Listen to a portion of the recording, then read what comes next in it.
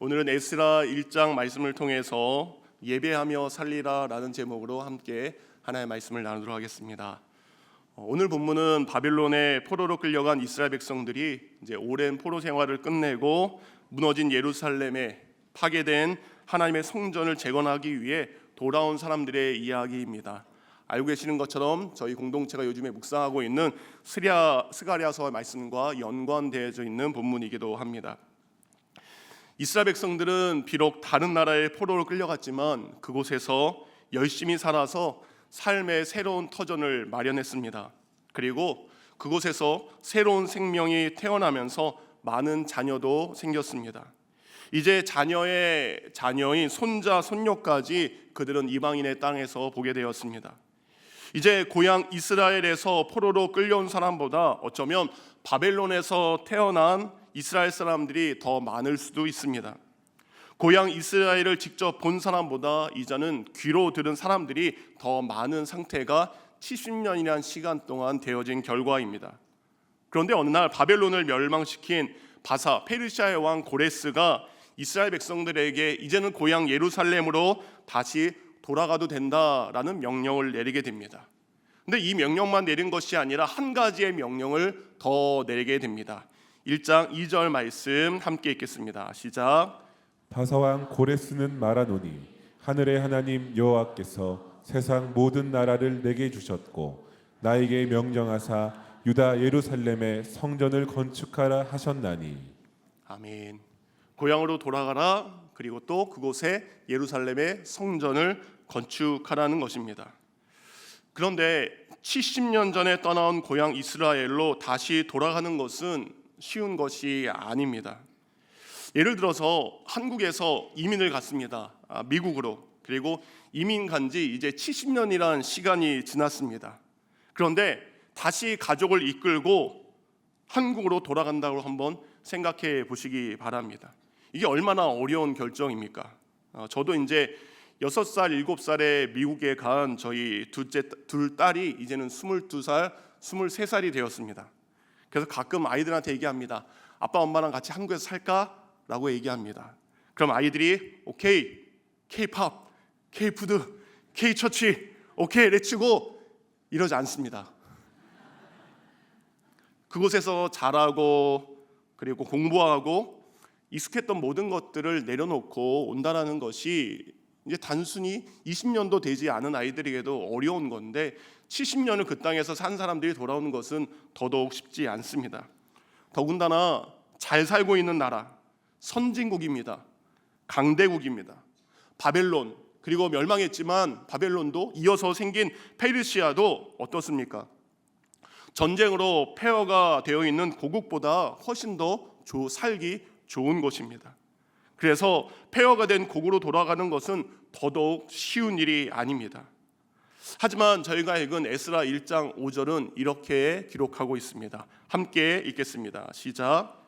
이에 유다와 베냐민 족장들과 제사장들과 레위 사람들과 그 마음이 하나님께 감동을 받고 올라가서 예루살렘에 여호와의 성전을 건축하고자 하는 자가 다 일어나니.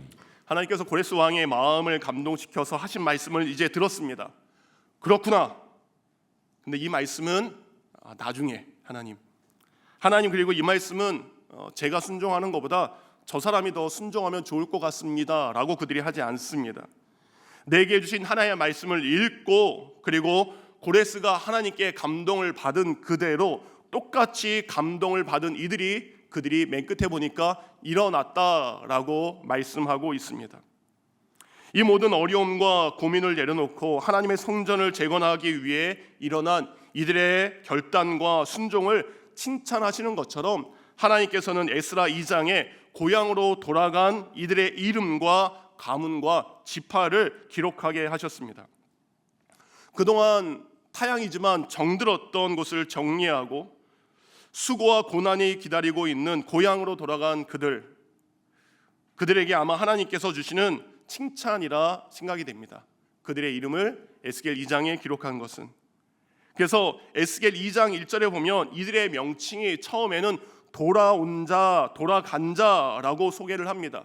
그런데 2장에서는 이들의 이름이 호칭이 바뀌게 됩니다.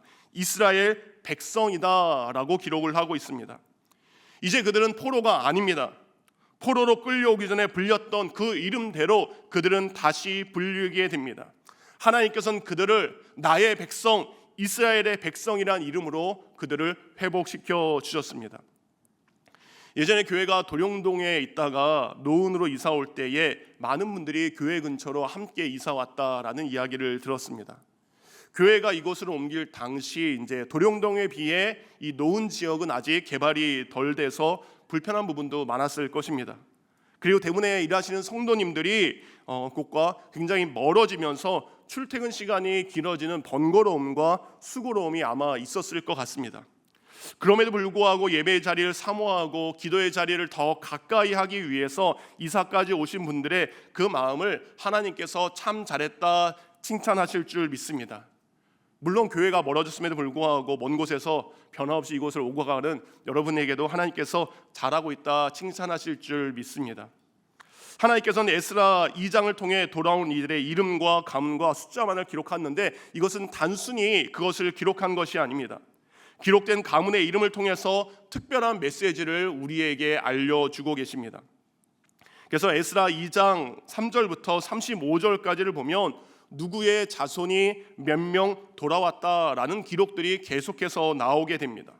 근데 특이한 건 돌아온 가문의 대표 이름이 맨 앞에 나오는데 그 가문에 속한 사람들, 그들이 당시 바벨론에 살다가 돌아간 사람들의 이름이 아니라는 것입니다.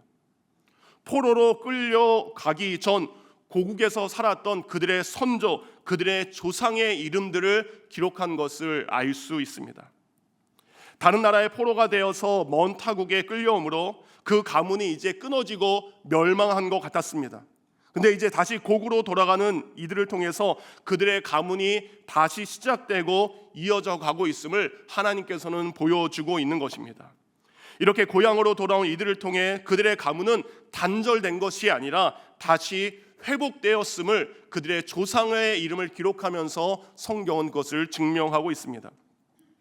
사도행전 16장 31절 말씀은 우리가 너무나 다 잘 알고 있습니다. 그리고 이 말씀을 붙잡고 기도하시는 분들이 많을 줄 믿습니다. 한 번 더 우리 다 같이 기도의 제목으로 읽겠습니다. 시작. 이르되 주 예수를 믿으라. 그리하면 너와 내 집이 구원을 받으리라 하고. 아멘. 내가 예수 그리스도를 믿음으로 온 가족이 다시 살아나게 됩니다. 내가 믿음으로 온 가족이 구원을 받게 됩니다. 이것은 성경의 약속입니다. 하지만 내가 예수를 믿었다고 다른 가족들이 자동으로 구원받는 것은 아닙니다. 오늘 자신의 삶을 내려놓고 고향 이스라엘로 돌아온 이들의 희생이 있었기 때문에 그들의 가문의 이름이 회복된 것입니다. 마찬가지로 내가 가족 구원을 위해 희생해야 우리의 가족의 구원이 이루게 될 줄 믿습니다. 내가 예수 그리스도를 믿는 그 믿음으로 온 가족을 위해서 내가 먼저 낮아지고 내가 희생했을 때, 내가 우리 가족들을 섬겼을 때 우리의 가문의 이름이 다시 살아나고 구원받게 될 줄 믿습니다. 이렇게 21절부터 35절을 보면 어느 가문의 이름과 동시에 이스라엘에 있는 여러 지명의 이름들이 나오기 시작합니다.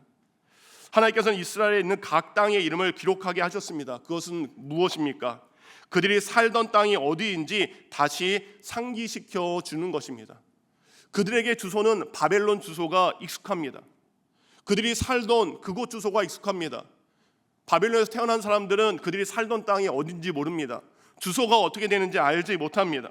그래서 하나님께서는 그들에게 이야기합니다. 그들의 조상들이 이전에 어디 살았고 앞으로 그들이 어디서 살아가야 되는지 그들이 알아야 하기 때문입니다. 그들이 살아가야 될 그 땅은 하나님께서 자신들의 조상들에게 주신 땅인과 동시에 이제 내가 하나님의 뜻에 따라서 살아가야 될 땅의 장소이기도 때문입니다. 그래서 사랑하는 성도님들, 우리 또한 내가 누구인지, 내가 어디서 어떻게 살아가야 되는지 우리의 믿음의 정체성을 잊지 말아야 하는 것입니다. 우리가 그리스도인이라는 것을 잊고 살 때 우리는 죄에 쉽게 빠지게 됩니다. 내가 누구인지 망각하니까 그리스도인으로서 해서 안 될 죄들을 범하게 됩니다. 내가 그리스도인으로서 있어야 할 곳인지 어디인지 모르니까 세상의 유혹에 너무 쉽게 우리는 넘어지게 됩니다. 이곳이 하나님의 영광을 위한 곳인지 하나님의 영광을 가리는 곳인지 구분하지 못하기 때문에 우리는 사탄의 유혹에 넘어가게 되고 신앙에서 멀어지게 되는 것입니다. 그래서 하나님께서는 우리가 어디서 왔고 또 어디서 살아가야 되고 어디에 있어야 되는지 바로 에스라를 통해서 우리에게 동일하게 말씀하고 계십니다. 35절까지는 가문과 지역별로 돌아온 사람들을 구분했다면 36절부터 58절까지는 조금 특별한 구분으로 돌아온 사람들을 기록을 하고 있습니다.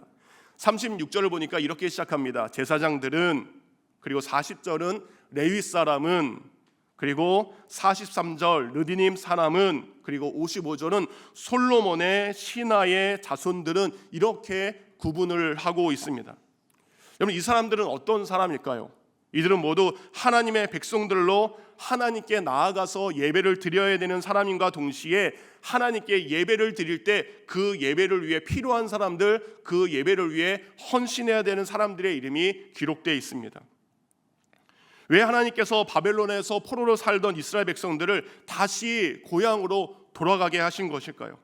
그것은 바로 성전의 회복은 곧 예배의 회복을 의미하기 때문입니다. 그래서 36절부터 58절까지 기록된 이들은 바로 하나님께서 원하시는 예배 회복을 위해서 돌아온 이들의 가문과 그들의 이름과 그들의 숫자를 기록을 하고 있습니다. 곧 예배를 인도하는 제사장, 예배를 돕는 레위인들, 예배 가운데 찬양하며 노래하는 사람들, 그리고 예배를 위해 보이지 않는 곳에서 섬기는 느디님 사람들, 그리고 다른 사람들이 예배 드릴 수 있도록 온갖 굳은 일을 섬기는 솔로몬 신하의 자손들, 그들은 고향에 돌아와서 예배 회복을 돕는 이들, 그들의 이름을 하나님은 기록하게 하신 것입니다. 누가 더 중요하고 누가 더 높은 것이 아니라 하나님께 예배 드림에 있어서 각각의 자리에서 필요한 모든 이들의 이름과 가문을 하나님께서 기록하게 하신 것입니다. 그러니까 그 누구도 없으면 안 되는 것입니다. 소홀하거나 중요하지 않은 자리가 없다라는 것입니다. 이들 모두가 하나님께서 자신과 자신의 가문에 맡긴 예배의 자리에서 예배를 온전히 섬겨야 바로 예배가 회복되기 때문입니다. 그래서 곧 무너진 성전은 건물만, 돌로 다시 세워지는 것이 아니라 그 안에서 진심으로 하나님의 예배를 섬기는 사람들, 그들을 통해서 참된 예배가 회복이 되는 것입니다. 그래서 목회자와 그리고 교회 리더들만이 예배를 드릴 수 있는 것이 아닙니다. 우리 늘사랑교회도 보이지 않는 곳에서 헌신하는 이들이 있기 때문에 우리 늘사랑교회 모든 성도님들이 온전한 예배를 하나님께 드릴 수 있는 것입니다. 많은 분들이 제사장도 알고요, 그리고 레위 사람도 압니다. 그런데 르디님, 이름 발음하기도 힘듭니다. 저처럼 혀가 짧은 사람들은 더 힘듭니다. 르디님, 여러분 어떤 사람인지 잘 아시나요? 이 느디님이라는 뜻은 바로 바쳐진 사람이라는 뜻입니다. 이들은 이방 민족입니다. 이방 민족이지만 제사장과 레위 사람들 수하에서 성전을 청소하고 제단에 돌을 나르고 나무를 베고 희생의식에 필요한 그릇들을 닦는 일들을 이분들이 감당했습니다. 이들은 겸손과 성실함으로 예배를 위해 물을 깃고 나무를 패는 가장 비천하지만 그 일을 변함없이 수행한 하나님의 사람들이 바로 예배를 위해 고향으로 돌아간 것입니다. 근데 여러분, 느디님 사람들 또한 바벨론 포로 시기가 70년이었습니다. 그들도 거기서 안정된 삶을 살고 있었습니다. 그렇지만 이 모든 것을 내려놓고 다시 이제는 낮은 자리로 내려가 고향으로 돌아온 이들이 바로 그 땅에 그 명단에 포함이 된 것입니다. 그래서 시편 84편을 보면 예배를 위해 보이지 않는 곳에서 가장 낮은 자리에서 헌신한 우리 느디님 사람들의 고백을 아주 잘 표현한 말씀이 시편 84편에 기록되어 있습니다. 아마 르디님 사람들이 이 시편 84편을 너무나 귀하게 고백을 했을 거라 생각됩니다. 그래서 저희 늘사랑 교회에서도 보이지 않는 곳에서 온갖 굳은 일을 감당하는 우리 성도님들 또한 이 고백이 자신의 고백인 줄 믿습니다. 우리 함께 시편 84편 1절부터 4절까지의 말씀을 먼저 우리 현대인의 성경으로, 좀 쉬운 성경으로 읽도록 하겠습니다. 시작. 전능하신 여호와여, 주가 계시는 성전은 정말 아름답습니다. 내가 여호와의 성전에 들어가기를 사모하며 내 마음과 육체가 살아계신 하나님께 기쁨으로 노래합니다. 나의 왕이시며 나의 하나님이신 전능하신 여호와여, 주의 제단 곁에서 참새도 제집을 얻고 제비도 새끼들 보금자리를 얻었습니다. 주의 성전에 살며 항상 주께 찬송하는 자는 복 있는 자입니다. 그러면서 10절은 이렇게 고백됩니다. 10절 말씀, 주의 성전에서 보내는 하루가 다른 곳에서 첫날을 지내는 것보다 낫습니다. 그러므로 내가 악인의 집에 사는 것보다 내 하나님의 집에 문지기로 있는 것이 더 좋습니다. 바벨론 번영과 풍요와 그리고 잘 사는 나라에 사는 것이 아니라 하나님의 성전에 문지기로 사는 것이 더 좋습니다 라는 믿음의 고백으로 느디님 사람들은 그 땅에서 삶을 내려놓고 이곳에 와서 성전의 가장 밑부분, 성전의 가장 굳은 일들을 다시 감당하기 시작합니다. 우리 늘산하게도 이런 분들이 계심을 참으로 감사할 따름입니다. 56절, 55절에 보면 솔로몬 신하의 자손들의 이름이 또한 기록되어 있습니다.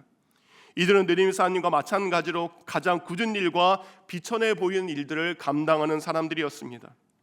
느림 사람들이 성전을 섬긴 이방인들이라면 이들은 솔로몬에 의해서 전쟁의 포로나 노예로 끌려온 이들입니다. 그리고 궁궐에서 살던 노예들입니다. 이들은 이전에 노예로 살았지만 바벨론의 포로로 끌려온 이상 더 이상 이스라엘 백성들의 노예가 아닙니다. 하지만 성전의 봉사자였던 느디님 사람들처럼 하나님의 신앙을 그들은 버리지 않았습니다. 노예로 살면서 만난 그 하나님을 다시 섬기기 위해서 예루살렘으로 돌아가는 길에 그 노예들도 그 길을 동참하기 시작한 것입니다. 사랑하는 성도님들, 서로 다른 곳에서 지금까지 다른 삶을 살았고 때론 다른 성격과 기질을 가진 사람들이 한 교회 안에서 신앙생활하는 것은 결코 쉽지 않습니다.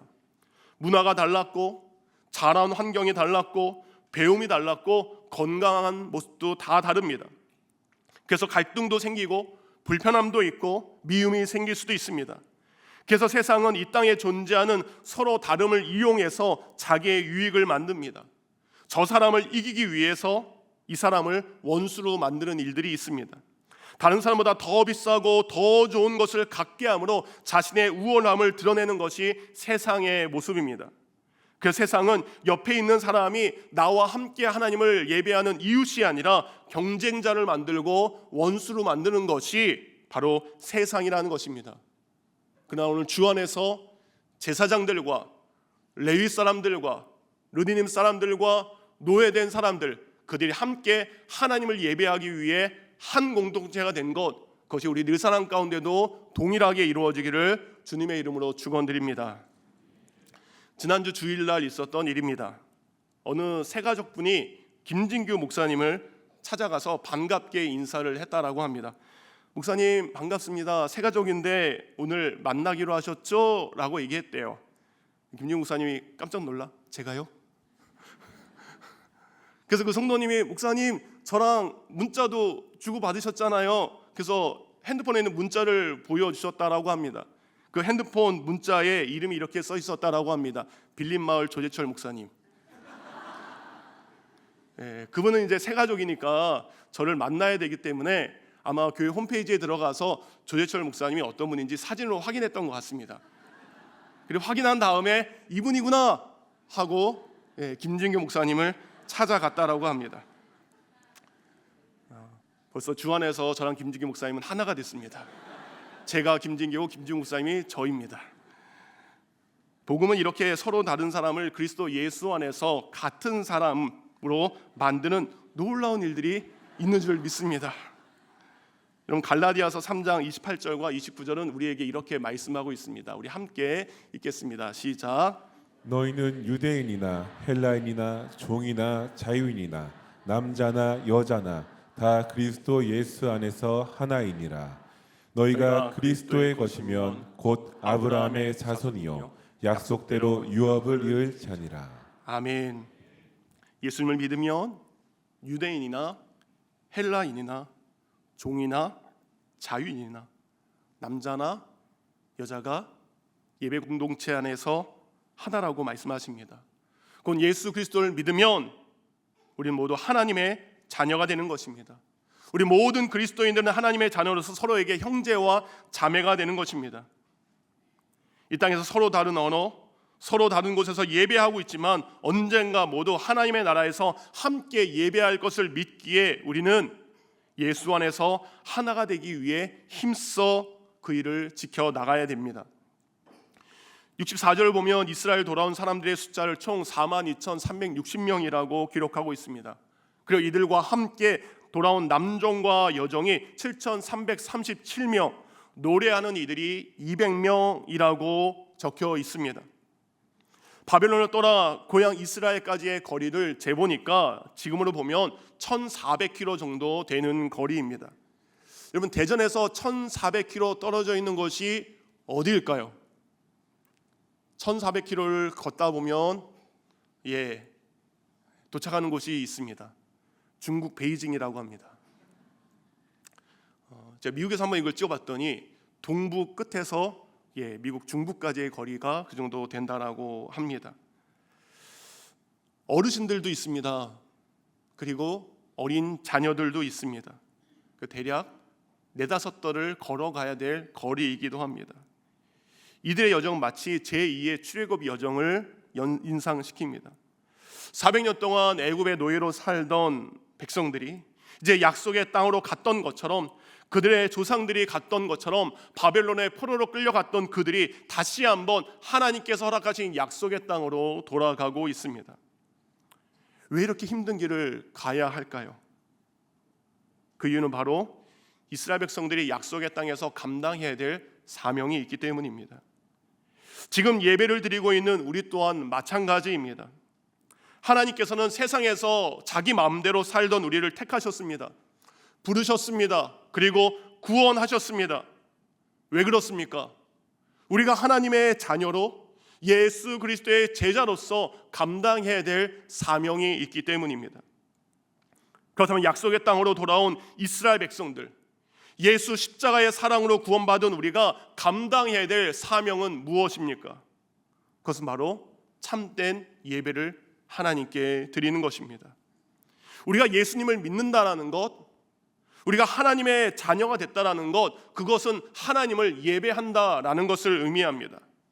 여러분이 누군가에게 저 교회 다녀요 라고 말하는 것은 저는 하나님께 예배하는 사람입니다 라는 고백입니다. 그러게 내가 예수님 믿습니다 라고 하면서 예배를 드리지 않는다는 것은 구원받은 성도의 바른 모습이 아니라는 것입니다. 그렇게 하나님께서 주신 사명을 감당하기 위해서 수많은 위험과 고난의 시간을 보내고 바벨론을 떠난 지 몇 달 만에 이제 고향 이스라엘에 그들은 도착했습니다. 70년 만에 고향 이스라엘로 돌아온 이들의 눈에 보인 예루살렘의 모습은, 예루살렘 성읍은 쓸쓸함과 황폐함 그 자체였습니다. 하지만 다시금 마주한 약속의 땅을 바라볼 때에 그들의 눈시울은 붉어지게 됩니다. 이제 함께 광야의 길을 걸어온 제사장과 레위 사람들과 노래하는 사람과 성전을 섬기는 느니님 사람들과 솔로몬 왕국에 일했던 종들은 이제 예루살렘에 함께 모이게 됩니다. 약속의 땅에 돌아온 이들은 이제 예루살렘에 모여서 성전의 터를 잡습니다. 그리고 단을 세웁니다. 그리고 그곳에 번제 곧 예배를 드리기 시작합니다. 에스라 3장 2절을 보면 대제사장 예수아와 그의 동료 제사장들, 그리고 유다 총독 스룹바벨, 그리고 그 형제들은 다 같이 마음을 모아 하나님께 예배드리기 위한 제단을 하나씩 쌓기 시작합니다. 모세의 율법에 기록된 대로 만든 제단에서 가장 먼저 드린 예배는 바로 번제의 예배였습니다. 제단 위에 희생물을 올려놓습니다. 그리고 온전히 불사릅니다. 그리고 모든 것을 하나님께 드리는 번제의 의미는 바로 죄의 고백과 죄를 용서하는 예배를 상징하는 것입니다. 70년 전 바벨론에 의해 나라가 멸망한 이유는 바로 하나님께 범죄했기 때문입니다. 하나님의 백성이 하나님께 예배하지 않고 힘과 돈을 상징하는 바알신을 섬겼습니다. 성적 쾌락을 상징하는 아세라에게 그들은 예배했습니다. 하나님 대신 선악과를 선택한 인간이 에덴 동산에서 쫓겨났던 것처럼 하나님 대신 우상을 섬긴 이스라엘 백성들 또한 약속의 땅에서 쫓겨나게 되었습니다. 그들은 지난 70년의 세월 동안 자신들의 죄를 깨닫게 되었습니다. 그리고 자신의 죄를 깨달은 그 순간 하나님께 돌아와 회개하는 마음으로 번제의 예배를 드리게 됩니다. 우리 또한 주 앞에 예배를 드릴 때마다 잊지 말아야 될 것은 바로 이 번제의 예배입니다. 우리의 지난 삶을 돌아보며 하나님 앞에 죄를 고백하는 것이 우리가 드려야 될 참된 예배입니다.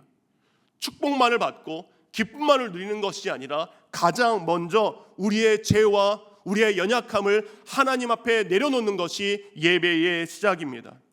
하나님, 내가 하나님 앞에 이러한 죄를 지었습니다. 내가 이렇게 이웃의 마음을 아프게 했습니다. 회개한 마음으로 용서를 구하는 것이 바로 참된 예배의 시작입니다. 이렇게 이스라엘 백성들은 죄를 고백하는 번제 예배를 드립니다. 그런데 그것으로 끝난 것이 아닙니다. 번제 예배에 이어서 그들은 초막절 절기를 드리게 됩니다. 초막절은 이스라엘 백성들이 반드시 지켜야 될 3대 절기 중에 하나입니다. 그런데 그 예배는 감사와 기쁨을 고백하는 예배입니다. 초막절이 되면 온 이스라엘 백성들은 자신이 살고 있는 집을 나와서 마당에다가 텐트를 칩니다. 아까 밖에 보니까 ECS 이제 행사가 있어서 텐트를 쳤더라고요. 따뜻한 침대, 편안한 잠자리를 내려놓고 텐트 속으로 그들은 불편한 잠자리로 들어갑니다. 그리고 일주일 동안 그들은 그곳에서 먹고 지내며 시간을 보내게 됩니다. 이렇게 하는 이유가 있습니다. 그들의 조상이 애굽에서 나와 약속의 땅으로 들어가기까지 하나님께서 40년 동안 광야에서 먹여주신 것, 구름과 불기둥으로 인도하신 것, 그것을 기억하고 감사하기 위한 예배를 그들은 회복된 것입니다. 돌아온 이스라엘 백성들 또한 70년 전에 비록 바벨론의 포로로 끌려갔지만 다시 고향 이스라엘로 돌아오게 하신 그 하나님 앞에 감사의 예배를 드리는 것입니다.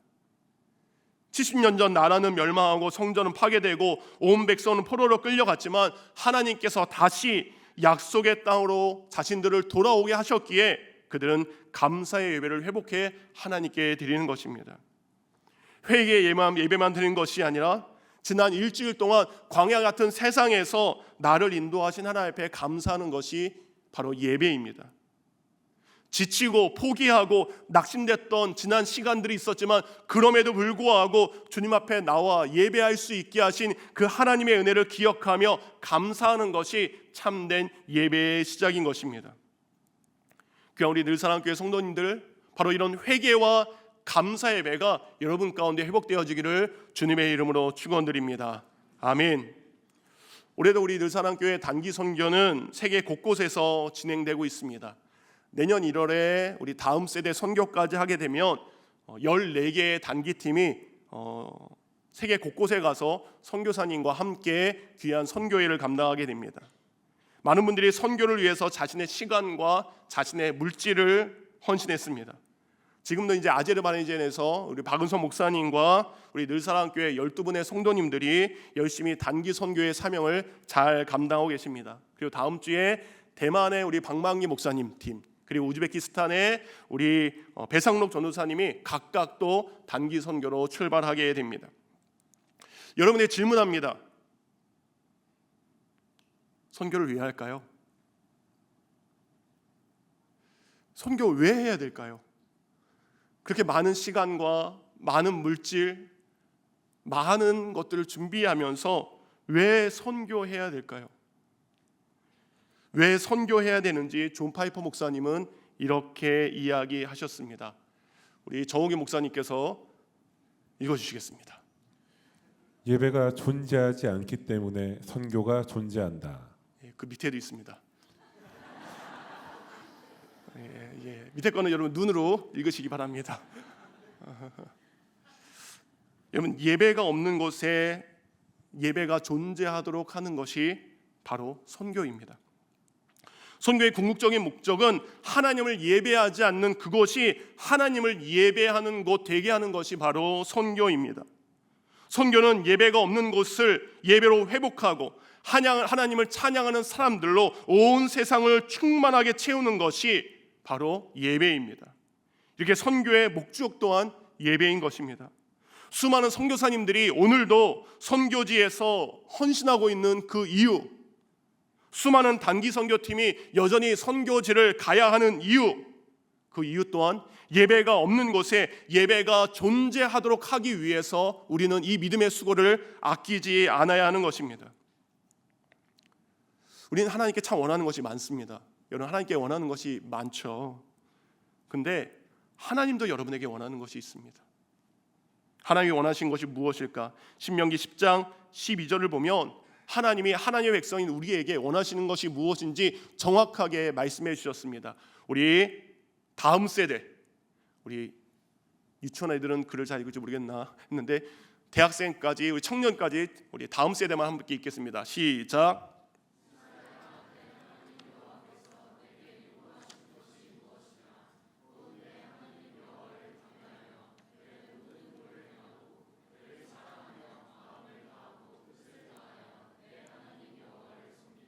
아멘. 하나님께서 우리 다음 세대에게 요구하는 것, 그리고 하나님께서 이곳에 있는 우리 모두에게 요구하는 것은 바로 하나님을 경외하는 것입니다. 곧 하나님을 예배하는 것이 하나님이 원하시는 것이고 하나님이 우리에게 요구하시는 것입니다. 그러게 바벨론에서 돌아온 이들은 이제 성전을 건축하기 시작합니다. 그런데 바로 성전을 건축하지 못하고 도착한 다음에 둘째 달에 성전 공사를 시작합니다. 돌아온 이스라엘 백성들은 예루살렘 성전에 제단을 쌓고 그 제단에서 아까 말씀드린 대로 번제 예배를 드립니다. 그리고 초막절을 지킵니다. 그리고 5달이 지난 후에 마침내 성전을 재건하는 공사를 시작하게 됩니다. 하나님께서는 고레스 왕을 통해서 성전 건축을 명하면서 그들에게 빈손으로 보내지 않으셨습니다. 애굽에서 400년 동안 노예살이했던 이스라엘 백성들, 그들이 그곳에서 노예로 살면서 수고해도 받지 못한 수고의 값을 하나님께서는 그들의 손에 가지고 나와서 성막을 건설하게 하셨습니다. 마찬가지로 바벨론에서 포로로 70년 동안 살면서 그들이 수고했지만 받지 못했던 그들의 삶의 수고를 하나님은 고레스의 마음을 감동시켜서 그의 창고의 문을 열고 그에게 있는 수천 개의 금과 은을 바로 성전 건축에 내어드리게 합니다. 근데 놀라운 것은 이스라엘 사람들과 함께 살던 그 이웃 사람들, 수많은 사람들에게도 같은 감동이 임하게 됩니다. 나와 함께 살던 저 이스라엘 사람들이 이제 고향으로 돌아가 성전을 건축한데 나는 그 소문을 듣고 많은 사람들이 자신의 은그릇과 근금을 함께 그들에게 주기 시작합니다. 그리고 아울러 고향에 돌아가는 5만 명의 이스라엘 백성들이 있지만 아직은 여러 가지 이유로 고향 이스라엘에 함께 돌아가지 못하는 사람들이 그들의 마음을 모아 함께 성전 재건을 돕게 됩니다. 그렇다면 물질은 충분하게 모였을까요? 그 충분하게 준비된 물질로 이제는 일꾼들에게 돈만 주면 아무 문제 없이 성전이 건축될까요? 아닙니다. 성전 건축을 위한 공사는 백성뿐만 아니라 유대 대제사장과 유다를 다스리는 총독, 그리고 20세 이상의 레위인들까지 모두 그 일에 함께 참여하기 시작합니다. 그 이유는 성전은 건물이 아니기 때문입니다.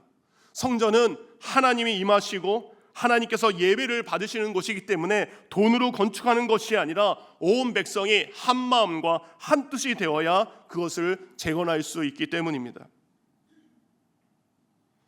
지금 모든 이스라엘 백성들이 한 마음 한 뜻이 되어서 성전을 재건하는 것처럼 우리 늘사랑교회 성도님들이 마음이 모아져야 우리 늘사랑교회가 하나님이 기뻐하시는 더 건강하고 영향력 있는 교회가 될 줄 믿습니다. 곧 성전의 회복처럼 건강한 교회가 회복되어야 될 줄 믿습니다. 교회는 건물이 아닙니다. 교회는 어느 날 갑자기 로또 맞은 사람이 그 많은 돈을 가지고 건물을 건축하고 온갖 화려한 물건을 갖다 놓고 돈으로 설교자를 세우고 그리고 유명한 사람들을 찬양으로 세웠다고 그것이 교회가 되는 것이 아닙니다. 참된 교회, 참된 성전, 참된 예배를 회복하는 방법, 그것은 바로 에스라 3장 9절에 나오게 됩니다. 우리 함께 읽겠습니다. 시작. 이에 예수아와 그의 아들들과 그의 형제들과 감미엘과 그의 아들들과 유다 자손과 헤나닷 자손과 그의 형제 레위 사람들이 일제히 일어나 하나님의 아멘. 성전 일꾼들을 감독하니라. 아멘. 9절 말씀 중에 한 단어가 보이게 됩니다. 일제히라는 단어입니다. 일제히다라는 뜻은 바로 히브리어 헤이시 에하드라는 뜻으로 한 사람처럼이라는 뜻을 가지고 있습니다. 이것은 모든 백성이 하나님을 예배하는 성전을 건축함에 있어서 한 사람인 것처럼 한 마음을 가지고 한 뜻을 가지고 그 일에 동참했다라고 합니다. 하나님을 예배하는 교회는 바로 이렇게 한 마음 한 뜻으로 연합하고 함께 예배하며 섬기는 곳이 되어야 될 줄 믿습니다. 지난주에 담임 목사님께서 테마 예배임에도 불구하고 블레싱 나이트에 사람이 많이 필요하다라는 광고를 하셨습니다. 그 사역은 저 사람이 해야 될 사역, 알아서 해야 될 사역, 저절로 되어지는 사역이 아닙니다. 거기에는 주차를 섬기는 사람이 필요하고 음식을 만드는 분이 필요하고 애들 부스에서 아이들에게 손과 발이 되어줄 사람이 필요하고 그리고 그곳에 나온 온갖 쓰레기들을 정리해야 될 사람이 필요하고 다양하게 곳곳에서 여러 일들이 진행되게 됩니다. 그것은 누구만의 일이 아니라 우리 늘사랑교회가 감당하는 여러 사역들은 그들만, 그 부서, 그 사람들만 하는 것이 아니라 모두 한 마음 한 뜻이 되어서 그 일을 감당할 때에 하나님이 가장 기뻐하실 줄 믿습니다. 아멘이 적습니다. 아멘을 하려면 QR코드 등록하라고 말씀드리려고 했는데 아멘이 너무 적습니다. 여러분, 주님의 일을 우리 모두의 일로 헌신하기를 주님의 이름으로 축원드립니다. 할렐루야. 마침내 성전의 기초를 세우는 날이 되었습니다. 에스겔 3장 10절은 그 모습을 이렇게 기록하고 있습니다. 건축자가 여호와의 성전의 기초를 놓을 때에 제사장은 예복을 입고 나팔을 들고 아삽 자손 레위 사람들은 제금을 들고 서서 이스라엘의 왕 다윗의 규례대로 여호와를 찬송하되, 성전의 기초를 놓기 시작할 때 제사장들은 예복을 입고 나팔을 들고 하나님을 찬양하기 시작합니다. 예전에 솔로몬 성전에서 아삽 자손들이 하나님을 찬양했던 것처럼 지금 그들의 후손이 하나님을 함께 찬양하기 시작합니다. 성전의 기초가 세워지는 이 순간 바벨론에서 고향 이스라엘로 돌아온 모든 사람들, 그들은 하나님의 인자하심과 하나님의 성실하심을 마음껏 찬양하고 있습니다. 그런데 특이한 점은 에스라 3장 12절을 보면 나이가 지긋하신 백발의 제사장들과 레위 사람들의 족장들이 기쁨의 탄성 대신 갑자기 대성통곡하기 시작합니다. 이분들은 솔로몬 성전의 화려함과 거대한 성전을 보았던 분들입니다. 이들은 첫 성전이 무너지고 또다시 성전의 기초가 놓이는 광경을 보면서 목 놓아 크게 울면서 이런 고백을 합니다. 하나님, 주님의 거룩한 성전을 지켜내지 못한 저희를 책망하소서. 주여, 비록 작고 초라하지만 하나님, 그럼에도 불구하고 이 성전에 다시 임하여 주시옵소서. 자신들의 죄악 때문에 지난날 나라가 망했습니다. 성전이 파괴된 것에 대한 회한의 눈물과 회개의 기도를 백발이 성성하신 어르신들이 가장 먼저 하나님께 드리기 시작합니다.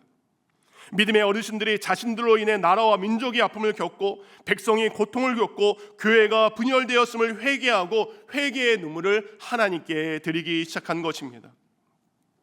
이렇게 교회 안에 참단 회개가 울려 퍼지기 시작할 때 또 다른 곳에서는 놀라운 일들이 벌어지기 시작합니다. 회개의 소리와 함께 기쁨의 소리가 함께 울려 퍼지기 시작합니다. 에스라 3장 13절 함께 읽겠습니다. 시작. 사람들이 어찌나 크게 소리를 질렀는지 기뻐하는 소리와 우는 소리를 구별할 수 없었고 그 소리는 멀리까지 들렸습니다. 온전한 교회에서 울려 퍼지는 회개의 소리와 그 기쁨의 소리가 세상 밖으로 퍼져나기 시작합니다. 회개의 울음과 감사의 웃음이 교회 안에서 이제 세상 밖으로 퍼져나기 시작합니다. 이처럼 우리 늘사랑교회에서 울려 퍼지는 회개의 소리와 기쁨과 감사의 소리가 세상 사람들에게 흘려나가 그들이 주님의 몸된 교회로 돌아오기를 원합니다. 오늘 금요 성령 예배가 우리가 눈물을 흘리며 통회하며 회개하는 기도의 시간이라면 우리 다음 주 블레싱 나잇 또한 세상에 외치는 기쁨과 감사의 소리의 시간이 될 줄 믿습니다. 말씀을 마칩니다. 성전의 기초를 놓지만 성전의 벽은 아직 없습니다. 성전의 천장도 아직 없습니다. 성전 안에 놔야 될 화려한 기구도 없습니다. 하지만 앞으로 재건될 그 성전을 믿음으로 바라보며 그들은 기쁨의 환호성과 진정한 회개의 눈물을 가지고 하나님을 예배하기 시작합니다. 우리의 삶도 마찬가지입니다. 여러 가지로 부족한 것이 우리에게 많습니다. 여전히 많은 갈등과 인생에 해결되지 않은 문제들이 우리에게도 동일하게 존재합니다. 그럼에도 불구하고 우리가 하나님을 참되게 예배하는 예배자의 삶을 살기를 원합니다. 하나님을 예배하는 하나님의 자녀로 산다는 것은 무엇입니까? 때로는 나의 인생의 불 가운데 휩싸일 그때에도, 때로는 나의 삶이 폭풍 가운데 무너진다 할지라도 지금 주님께서 내 곁에 계심을 믿고 변함없이 하나님만을 바라보며 하나님을 예배하는 것이 우리 예배자의 삶이 되어야 될 줄 믿습니다. 사랑하는 성도님들, 지금 여러분과 가장 가까이 언제 어디서나 함께 하시는 그 하나님을 예배하는 예배자의 삶을 살기를 주님의 이름으로 축원드립니다.